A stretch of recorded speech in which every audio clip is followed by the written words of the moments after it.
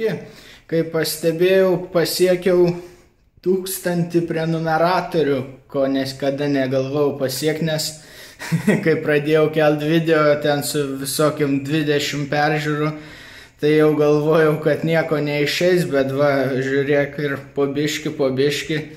Nu, ačiū visiems, kaip sakant, prenumeravusiem, ačiū, kad palaikot ir kiekvienas prenumeratorius yra svarbus, nes gal kada nors bus pakankamai prenumeratorių, pakankamai peržiūrų to dėka ir galbūt kada nors galėsiu daugiau įvairių projektėlių padaryti, ir tokių dalykų, kurių man pačiam ir net nereikia, kad grinai dėl kitų, jeigu uždirbsiu ką nors iš YouTube biški, tada galėčiau viską tai skirti būtent visokiem paprastiem projektėliam ir panašiam dalykam, ką žinau žmonės mėgsta. Tai vat, žiūrėsim, ką ateitis parodys. Dar kartą ačiū visiems, o kad šitas video nebūtų toks beprasmis, tai reikia nors durno padaryti.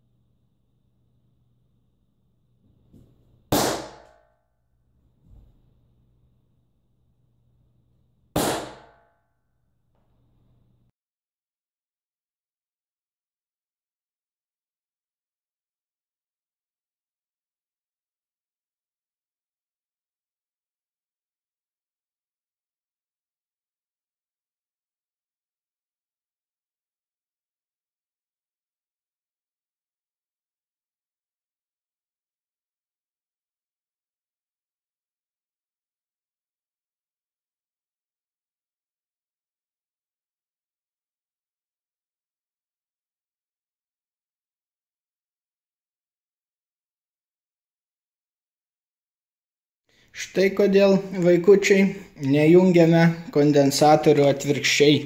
Čia svarbiausia dalis, kurią jūs visada norit įlituoti tinkamai.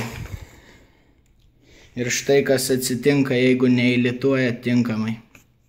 Čia aišku, jeigu jie su didesnė įtampa dirba, neatsitiks 100% visada, kai atvirkščiai kišit, bet geriau šito vengti.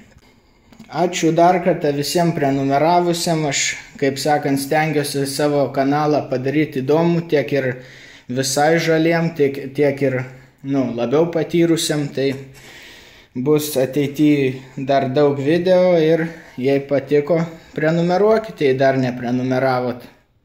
Ačiū visiems, iki.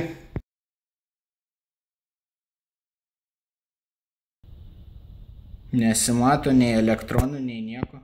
Apgavikai visi. Eik to nafik.